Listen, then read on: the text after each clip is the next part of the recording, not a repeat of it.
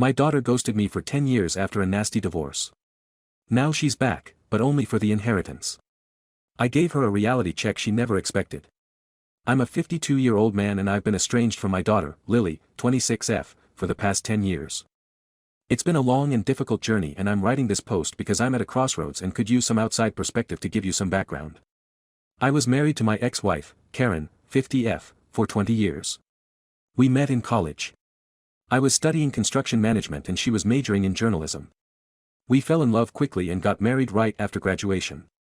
We had Lily when we were both in our mid-20s and for a long time I thought we were happy.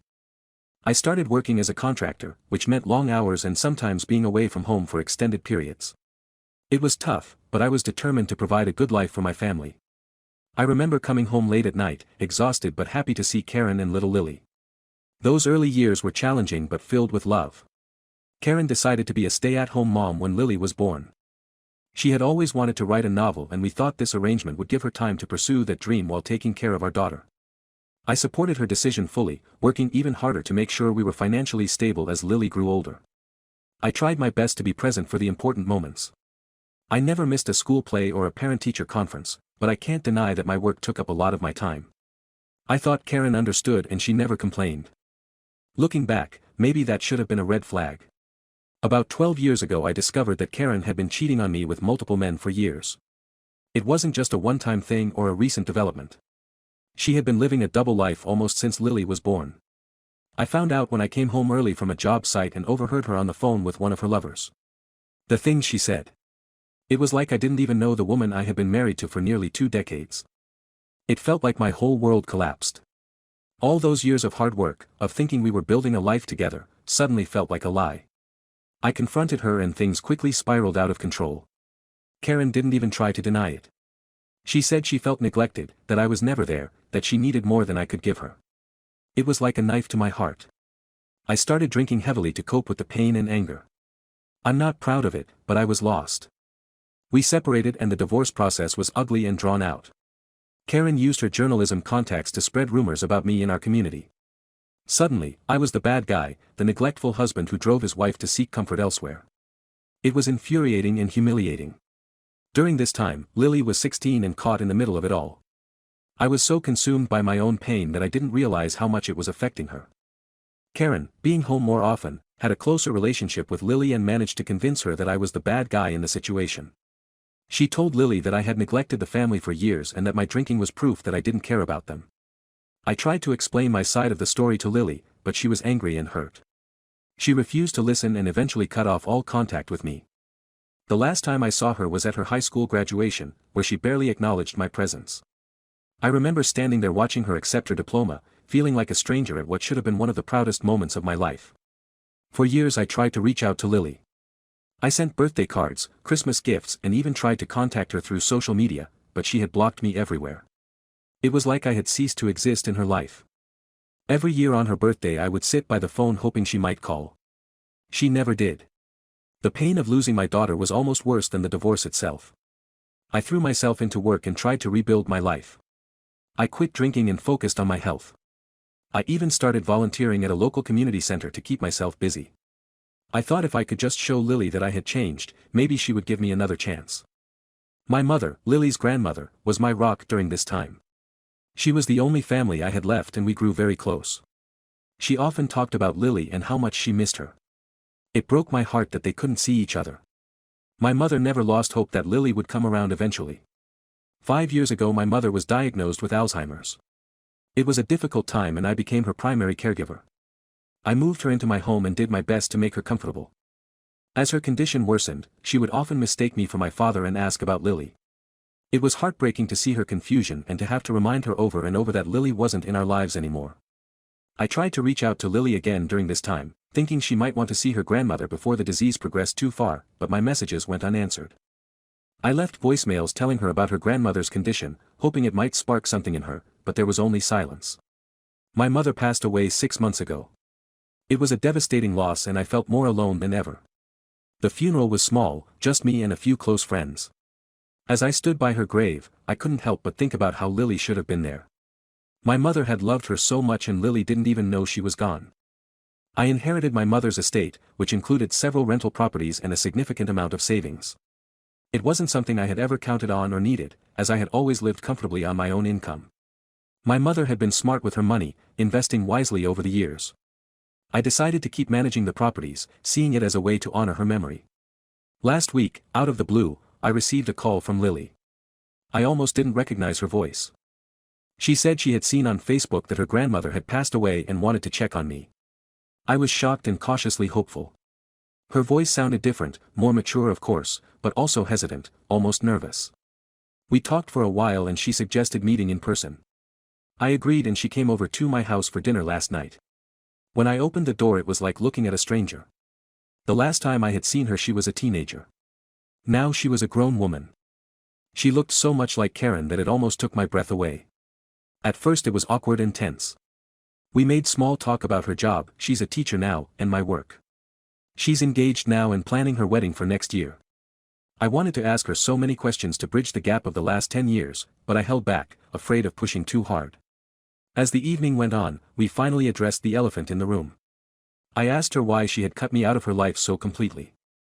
She said she regretted how things had turned out and that she had been too young to understand the complexity of the situation. She admitted that her mother had influenced her perception of me, painting me as the villain in their story. I was starting to feel hopeful about rebuilding our relationship when Lily dropped a bombshell. She said that she had always assumed she would inherit her grandmother's estate and was surprised when she wasn't contacted by any lawyers. She asked if I would consider sharing the inheritance with her as she could use the money for her upcoming wedding and to buy a house with her fiancé. I was stunned after 10 years of no contact. This was why she had reached out. All the hope I had been feeling suddenly deflated. I told her that I needed time to think about it and that I was disappointed that this seemed to be her primary motivation for reconnecting. Lily got defensive and said that the inheritance was secondary to wanting to rebuild our relationship. She said she had been meaning to reach out for years but never found the right moment. She also mentioned that her mother had always told her that her grandmother wanted her to have the inheritance. I'm torn. On one hand I've missed my daughter terribly and want nothing more than to have her back in my life. I've dreamed of this moment for years, of having the chance to explain, to make things right, but on the other hand, I can't shake the feeling that she's only interested in the money. I don't know if I can trust her intentions. I haven't given her an answer yet about the inheritance. Part of me thinks that if I share it with her, it might open the door to rebuilding our relationship, but another part feels like I would be rewarding her for years of silence and only reaching out when there was something to gain. I'm not sure what to do. Should I give her part of the inheritance? Should I try to rebuild our relationship regardless, or should I protect myself from potentially being hurt again? The thought of losing her a second time is almost unbearable, but so is the idea of being used for money. Any advice would be appreciated. I've been carrying this weight for so long and I just want to make the right decision. I want my daughter back, but I'm scared of being hurt again. I'm scared that if I say no to the inheritance, she'll disappear from my life again. But if I say yes, will our relationship ever be genuine? Update 1. It's been a week since my last post and a lot has happened. I want to thank everyone for their advice and support. It's given me a lot to think about and I'm grateful for the different perspectives. After much consideration, I decided to meet with Lily again to have an honest conversation about everything. I invited her over to my house, thinking a neutral, private setting would be best for such a difficult discussion. I spent the day before her visit looking through old photo albums, reminiscing about the good times we had when she was young. It made me both hopeful and sad, thinking about all the years we've lost. When Lily arrived, I could tell she was nervous. She kept fidgeting with her engagement ring, a habit she's had since she was a child. We sat down in the living room surrounded by photos of her growing up. I started by telling her how much I've missed her over the years and how happy I was that she reached out, but I also expressed my concerns about her motivations, especially regarding the inheritance. To my surprise, Lily broke down in tears. She confessed that, while the inheritance was initially what prompted her to contact me, she realized how much she had missed out on over the years. She told me about how she had struggled with guilt and confusion, especially as she got older and started to question the narrative her mother had fed her. Lily revealed that her relationship with Karen had become strained over the years. As an adult, she began to see through some of her mother's manipulations and realized that things weren't as black and white as she had been led to believe. She shared a memory from when she was 18, just after she had cut contact with me. She had found an old birthday card I had sent her, hidden in Karen's desk. It was the first time she realized that I had been trying to reach out all along. She also shared something that shocked me. Karen had remarried a few years ago to a man who turned out to be controlling and verbally abusive, Lily said. She often found herself wondering what I would have done or said in certain situations, and it made her realize how much she missed having a father figure in her life. She talked about a particularly bad fight between Karen and her stepfather, where she had almost called me but lost her nerve at the last minute. I listened to everything Lily had to say and I could feel my heart softening. I shared with her some of my own struggles over the years, my battle with alcoholism after the divorce, my loneliness and the pain of losing my mother. I told her about all the times I had tried to reach out and how much it hurt when she didn't respond. I showed her the box where I had kept all the returned birthday and Christmas cards, each one a painful reminder of our estrangement. We both ended up crying and hugging each other. It felt like 10 years of pain and misunderstandings were finally being addressed. Lily apologized for believing her mother's lies and I apologized for not fighting harder to stay in her life. It was a cathartic moment for both of us. After we had calmed down, we talked about the inheritance. I explained to Lily that, while I understand why she might have thought she was entitled to it, legally and ethically it belongs to me. I told her that I had already made plans for most of the money, including setting up a scholarship fund in my mother's name at the local community college where she used to teach. However, I also told Lily that I would be happy to help her with her wedding expenses and contribute towards a down payment on a house, not as an inheritance, but as a gift from a father to his daughter. I made it clear that this was not conditional on our relationship, but something I wanted to do because I care about her. Lily was very grateful and apologized again for how she had approached the situation initially. We agreed to take things slow and work on rebuilding our relationship. She showed me pictures of her fiancé and told me about their plans for the future. It was bittersweet realizing how much of her life I had missed, but I was grateful for the chance to be part of it. Now we've made plans to meet regularly and Lily has even suggested that we could start seeing a family therapist together to work through some of our issues. She mentioned that she's been in therapy herself for the past year dealing with the aftermath of her mother's emotional manipulation and her stepfather's abuse. I'm proud of her for taking that step and agreed that professional help might be good for us too. Before Lily left, we looked through some of the old photo albums together. There were so many memories, her first steps, her first day of school, family vacations. It was emotional for both of us, but it also felt like the beginning of healing. Lily asked if she could borrow one of the albums, saying she wanted to remember the good times we had. I know we have a long way to go and there will probably be more difficult conversations ahead, but for the first time in years, I feel like I have my daughter back. It's not perfect and we both have a lot of healing to do, but it's a start. As I watched Lily drive away, I felt a mix of emotions, hope, fear, joy, and sadness. I'm cautiously optimistic about the future, but I'm also aware that we have a lot of work to do. I'm committed to being the father she needs now, even if I can't make up for the years we've lost. Thank you all again for your support and advice. It really helped me approach this situation with a clear head and open heart. I'll keep you updated on how things progress. Update 2. It's been about a month since my last update and I wanted to share some recent developments. The past few weeks have been a roller coaster of emotions, with both highs and lows, as Lily and I navigate our newfound relationship. Lily and I have been meeting regularly, usually once a week for dinner or coffee. We've been slowly getting to know each other again, sharing stories about our lives over the past decade. It's been both wonderful and painful. Wonderful to be reconnecting, but painful to realize how much we've missed out on. Last week she brought over her high school yearbook and we spent hours going through it. She pointed out her friends, told me about her favorite teachers and even showed me a picture of her at prom. It hurt to realize I had missed all of these important moments, but I'm grateful she's willing to share them with me now. Lily has been opening up more about her relationship with Karen. She told me about how, after the divorce, Karen would often badmouth me, telling Lily that I had abandoned them. It's hard to hear how my ex-wife poisoned my daughter against me, but I'm trying to focus on the present rather than dwelling on the past. Lily admitted that as she got older, she started to see inconsistencies in her mother's stories, which led her to question everything she had been told.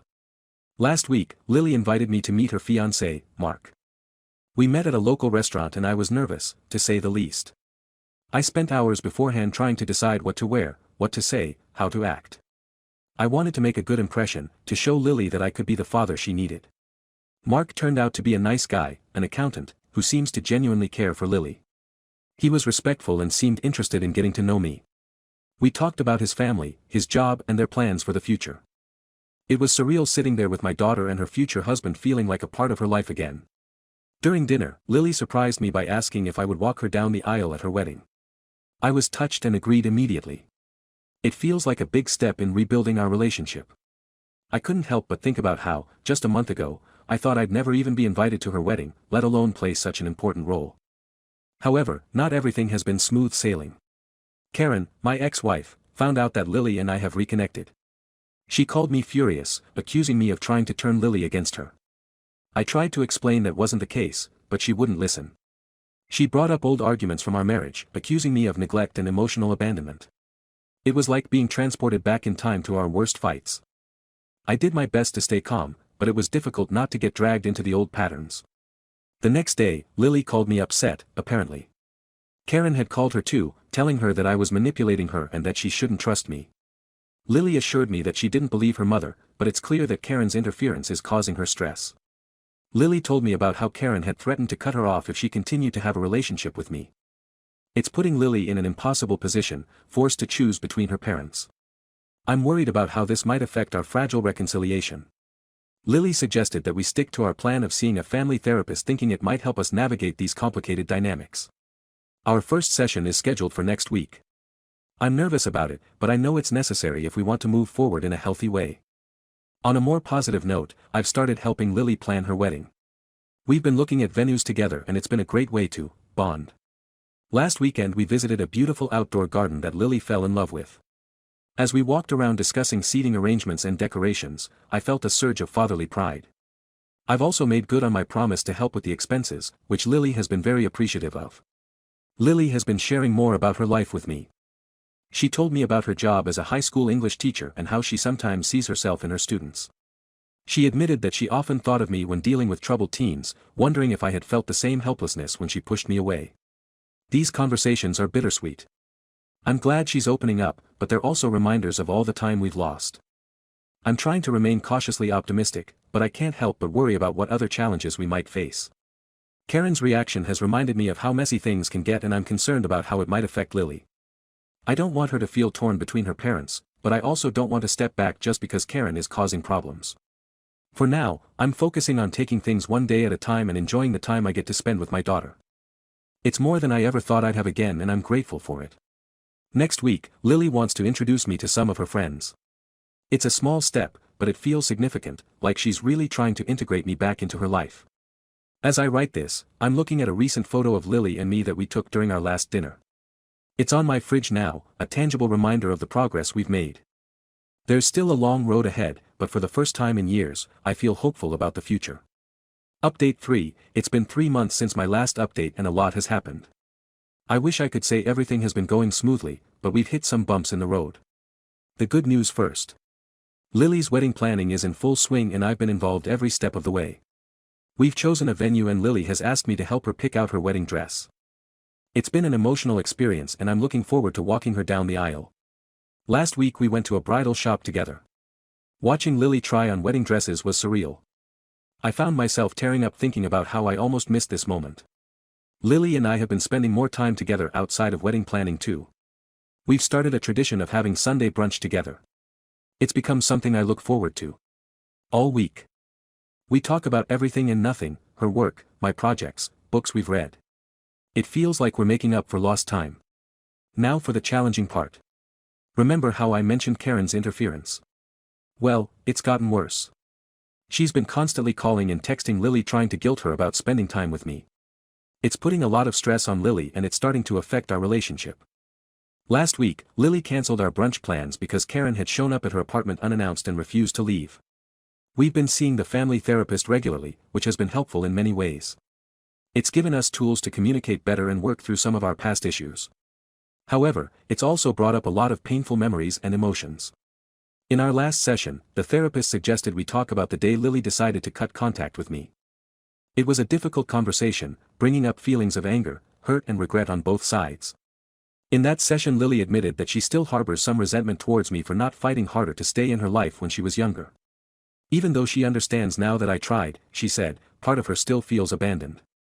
It was hard to hear, but I'm glad she felt safe enough to express those feelings.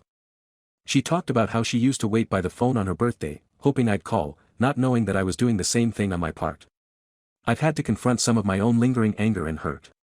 I've realized that while I'm overjoyed to have Lily back in my life, I'm also scared of being hurt again. The therapist is helping me work through these fears, encouraging me to be open with Lily about my feelings. Last week things came to a head when Karen showed up unannounced at my house while Lily was visiting. She was angry and demanded to be part of our reconciliation process. It turned into a heated argument, with Lily caught in the middle.